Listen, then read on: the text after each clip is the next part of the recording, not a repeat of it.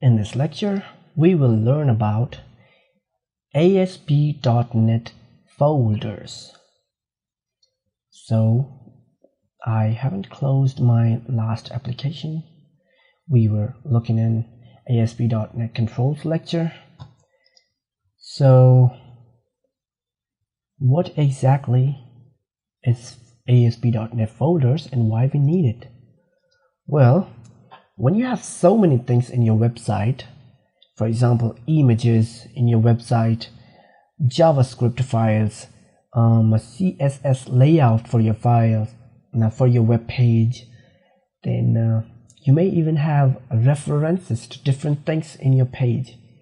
Then you need to be a little tidy and should make your website in such a way that it is easy to find for you where your files are, rather than putting every kind of file in the same folder where your main web pages resides.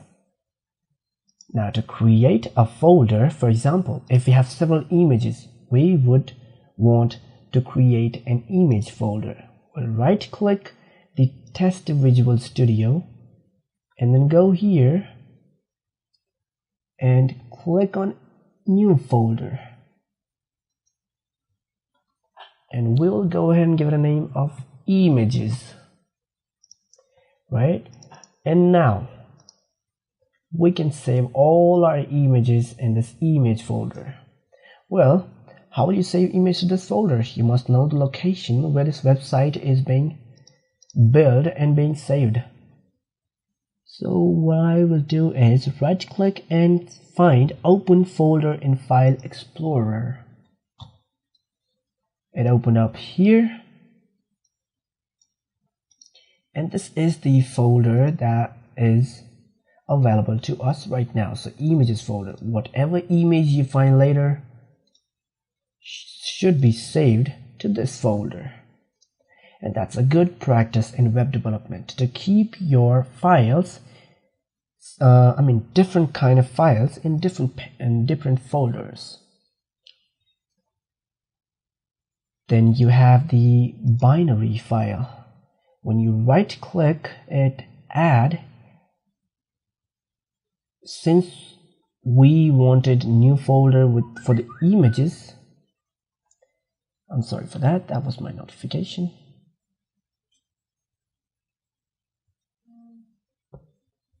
What you can do is ASP.NET empty folder. See, you click here and it would show up all the things that ASP.NET wants you to add into your application when you need that kind of code.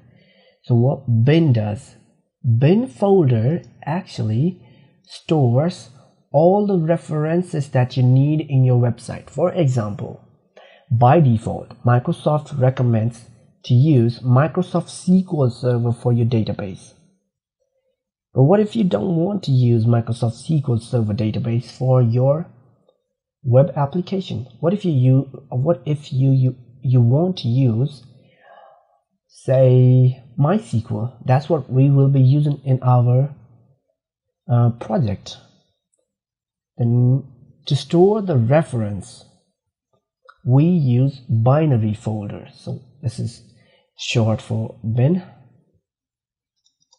We also have several other options, but to store the reference, bin folder is used, and there are several others. App data is also important. When you add app data to your folder, to your project, you can add folders like C#, files like C#. And what I mean by that is this thing, default.aspx, is basically front end. This is what you are displaying to your user. But when user clicks on submit button, it should do something. And that something will be done from backend. And that backend is never visible to the user. So when you click default.aspx and press F7 on your keyboard, it will take you to backend. which has the extension of .cs, default.aspx.cs, which in this case .cs stands for C#. And this is what it looks like for the first time. This is C# file. But this is the backend file for the web page. What if you want some extra functionality? For example, you may want to create a C# file that does something other than just handling the inputs from the submit button, or like for text box or anything like that. What if you want to, when I click on, for example, if I click on submit button, what if you want to do something like extracting some emails from other website? For that you need an extra C# file that should be saved to app data folder. When you save that to app data folder, you can use that C# file in all of your web pages in backend thing, right? I might have confused you right now, but don't worry about that. We will deal with that concept in a little while. So now let's go here, and I would also like to show you when you click on submit, double click. When you double click, see what happens.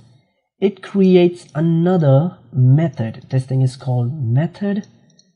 So protected void button submit click. So when you click that button, something should happen, and that is handled by C# code. We will learn about C# in a little while, not in this lecture but in coming lectures. But yeah, just to give you a brief idea, when you click that, it goes to the backend. So that was about some of the folders. When you create a JavaScript folder, you do the same thing. You go add new folder and give it a name of JS JavaScript, and you can add contents to it. Add new item. I may add from here, or I may choose to add by opening the reference. This is the JS folder we have, and add it from internet. All JavaScript folder will be added to this folder. So that's all we want to know about ASP.NET folders, and I'll see you in the next tutorial.